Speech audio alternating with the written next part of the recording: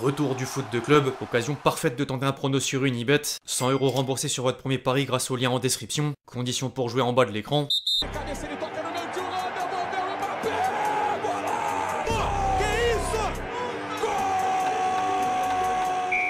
L'équipe, j'espère que vous allez bien aujourd'hui. Nouveau 5, au programme du jour et un dernier bilan des qualifications à la Coupe du Monde 2026, dont un focus sur l'équipe de France, les meilleures déclarations du long entretien de la famille Mbappé au magazine L'équipe, une courte séquence Ballon d'Or après la nouvelle sortie de Lamine Yamal, l'image polémique de Bellingham en vacances avant de conclure par l'annonce forte de Mandanda. Bref, on va sans plus tarder rentrer dans le vif du sujet, mais juste avant les amis, je vous demande un service, le même que d'habitude, à savoir évidemment lâcher votre plus beau like. Je me répète, mais vous connaissez le refrain, merci vraiment à tous ceux qui le font, vous êtes les boss.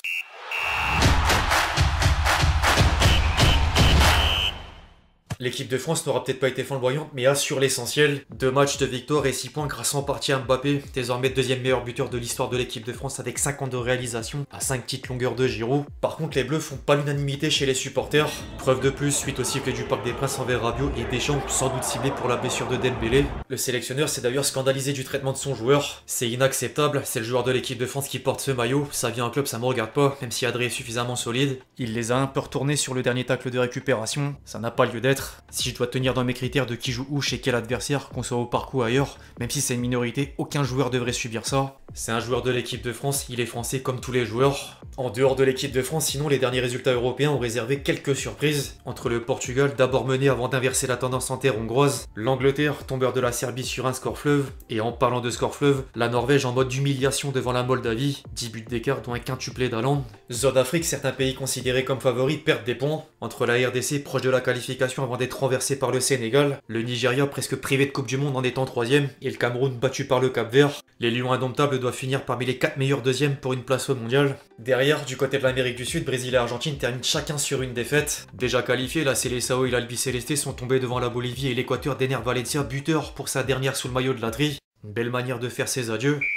Mbappé avait visiblement besoin de parler en ce début de saison. Plus sérieusement, après les entretiens chez Téléfoot et M6, le capitaine de l'équipe de France a répondu aux questions du magazine L'équipe dans une édition spéciale aux côtés des siens, ses parents, ses frères, sa collaboratrice. Il est impatient d'être l'été prochain. La finale de la Coupe du Monde le 19 juillet aux États-Unis, j'en rêve matin, midi, soir. La date est cochée. On a une super équipe, la plus talentueuse, celle qui a le plus de potentiel, mais pas encore la plus forte. À tous les postes, ça joue titulaire dans les meilleurs clubs du monde. Y a plus qu'à. Cette équipe a le potentiel pour être la meilleure équipe. Est-ce qu'elle le sera? À nous de le faire.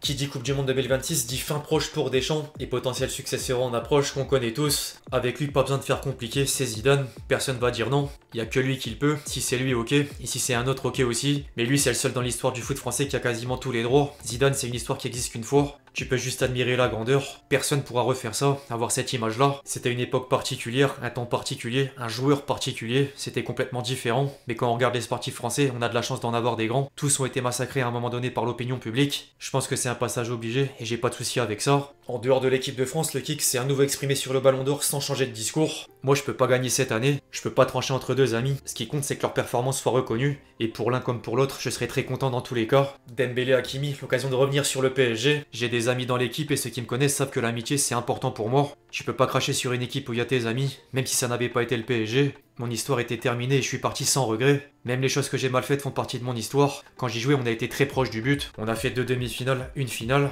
On n'a pas gagné et mon temps est passé. Le Real m'appelle, ça a toujours été mon rêve. J'aurais pu y aller plus tôt. C'est sûr qu'en analysant à la va-vite, tu peux penser que je suis un putain de poissard. Le PSG s'est renforcé, était toujours plus proche. Nous, on perd contre Dortmund en tirant 40 fois, 8 fois sur la barre. Je peux toujours pas vous expliquer comment on n'est pas passé. Au PSG, c'est l'année 2 de Luis Enrique. L'équipe a pas bougé. Tu te renforces bien avec un super mercato, avec notamment Pacho. En Liga, on perd aussi le titre, mais le Barça a fait une super année. Nous, on a loupé des occasions dans des matchs a priori plus faciles. On finit à 3 points. Quand on rentre dans les détails, tu vois qu'il y a pas mal d'explications. Zéro regret au niveau du terrain, mais toujours en conflit avec les dirigeants parisiens dans l'affaire des salaires impayés. Ça me revient de droit, c'est le droit du travail. La procédure, ça a donné l'impression que je voulais du mal au PSG. J'ai signé un contrat de travail, je voulais juste être payé. J'ai rien contre le PSG. J'aime ce club, j'y ai des amis, mais c'est le seul moyen pour récupérer mon dû. Quelque chose que j'ai mérité de la sueur de mon front. Que tu le veuilles ou non, c'est quand même un travail. Et je savais déjà que j'étais pas payé quand j'étais au PSG. Quand l'argent tombe pas, tu le vois. J'aurais pu faire un scandale, mais je me suis dit que ça n'en valait pas la peine. Mais au bout d'un moment, faut bien réagir. Seulement, tu passes vite pour l'ex qui a la rage. Si ça avait pu se régler dans un bureau, je ressors, j'ai mon salaire, cette histoire n'aurait jamais existé. Mbappé a ensuite évoqué les inconvénients de sa carrière. Plus t'as d'argent, plus t'as de problèmes. Certains voient pas que ta vie change. Ils veulent garder l'image de toi quand t'étais enfant, quand t'étais avec eux. Mais t'es plus le même. T'as des responsabilités, des engagements, un travail, des comptes à rendre. C'est notre milieu et on peut pas le changer. Je suis fataliste sur ce qu'est le monde du foot, mais pas sur ce qu'est la vie. La vie, elle est magnifique. Le foot, lui, est ce qu'il est. J'aime dire que les gens qui vont au stade ont la chance de juste venir voir un spectacle et pas savoir ce qui se passe en coulisses. Honnêtement, si j'avais pas cette passion, le monde du foot m'aurait dégoûté depuis longtemps. Je ne conseillerais jamais à mon enfant de mettre les pieds dans le monde du foot. Outre l'argent, il citait d'autres conséquences de la célébrité en parlant de l'affaire de Stockholm. J'étais même pas concerné. C'était juste triste de voir tout le monde se jeter là-dessus comme si c'était un steak pour des titres et des articles sur un sujet aussi grave. Malheureusement, ça arrive à beaucoup trop de femmes. Personne ne s'est demandé ce qu'il advenait de la potentielle victime. Et quand tout le monde a vu que j'étais pas dans cette histoire, que s'est-il passé? Elle, au caniveau, personne sait où elle est. On s'en fout. C'est un sujet sensible et ça m'a rendu triste. Je savais que j'allais me relever car j'étais pas concerné. La police m'a jamais appelé. Mon nom n'a jamais été cité, mais c'est compliqué, surtout pour les proches, encore plus de sexe féminin. Que tu le veuilles ou non, quand tu le racontes, tu le sens dans le regard d'en face. La personne se dit, et s'il y avait 1% de chance qu'il ait fait quelque chose, ça fait mal. Ce sont des réactions humaines de la part des femmes qui m'entourent, car il y en a trop qui subissent ça. Moi j'ai juste eu à accepter, me taire, aller à l'entraînement. Carlo me disait que c'était injuste, et je lui disais qu'est-ce que je dois faire à part laisser couler et mettre des buts. Derrière le kick, son père s'est quant à lui confié sur un épisode de la finale de Coupe du Monde 2022. La veille on s'est au téléphone, normalement on rigole, sa chambre, et là je lui dis un truc, je sais pas pourquoi. Si tu la gagnes, t'imagines pas à quel point tu me rendrais fier. Quand je le vois, la première chose qu'il me dit c'est je m'en veux de t'avoir déçu. Je pleure, lui aussi. Je lui dis t'es fou, tu m'as comblé depuis que t'es né. Wilfried tenait d'une autre part à défendre son fils sur les critiques autour du manque d'efforts défensifs. Le latéral, c'est un attaquant ou un défenseur, et on lui demande quoi? Je dis pas que Kylian doit pas défendre, mais à quoi on juge un joueur? Un latéral, je m'en fous qu'il centre bien. À chaque poste sa spécificité. On critique un mec qui met quand même 60 buts par saison. Ce que je lui reproche par contre, c'est que s'il y a un combat pas loin de toi, viens aider. Je peux choquer en disant ça, mais la course qu'a fait Kvaratskhelia en finale de Ligue des Champions sur Dumfries à la 90e minute, je m'en fous. Kylian, c'est pas son jeu. Il fait des choses que les autres sont incapables de faire. C'est pas pour autant qu'on va dire que Vara met pas 60 buts par saison. Donc chacun se positionne comme il veut, mais je dirais jamais ça aux attaquants. Et pas parce que c'est mon fils. Je dis pas qu'il faut pas défendre, mais s'il doit faire des replis défensifs, on n'est pas dans la même pièce. Faisal Amari s'est quant à elle attardé sur son enfance. Il a commencé par Zidane dès l'âge de 4 ans. Ensuite, il y a eu CR7 quand il est arrivé à Manchester puis au Real. Puis il y a eu Robinho, Ronaldinho. Concernant Cristiano, Kylian était portugais dans sa tête. Pour lui, il était portugais. Il allait chez le père d'une copine pour regarder les matchs du Portugal et supporter Ronaldo. Il était amoureux. Il disait je suis portugais. Je vais pas dire d'âge car il va m'insulter, mais ça a duré très longtemps. Un lien de plus avec Cristiano. La cérémonie du Ballon d'Or approche à grands pas et ça se voit de plus en plus avec les différentes prises de position. Outre Mbappé à l'instant, Lamine Yamal a donné un énième avis tranché en disant qu'il pensait être un joueur capable de remporter le trophée à plusieurs reprises. Pourquoi pas, mais l'humilité c'est important. En parallèle, le Real Madrid prépare encore un sale coup. La presse madrilène a confirmé que les tensions sont toujours présentes entre la Casablanca et France Football depuis le sacre de Rodri aux dépens de Vinicius l'année dernière. L'organisateur serait pourtant allé dans la capitale espagnole pour apaiser les relations, mais le club merengue n'a rien digéré de l'édition précédente en plus de reprocher la connexion à l'UEFA, désormais affilié au Ballon d'Or. Du coup, deuxième boycott en vue.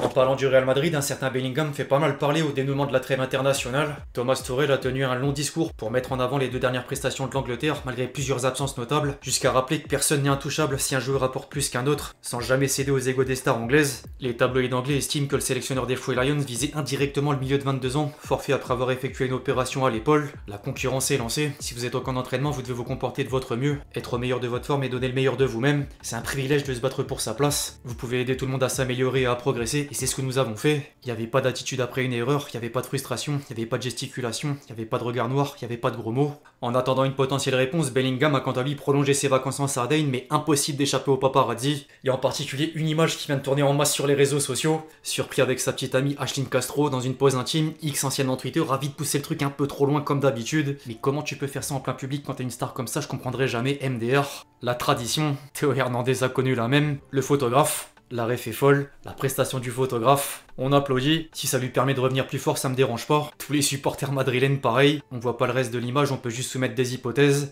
Y a pas à dire, ce réseau est vraiment différent des autres.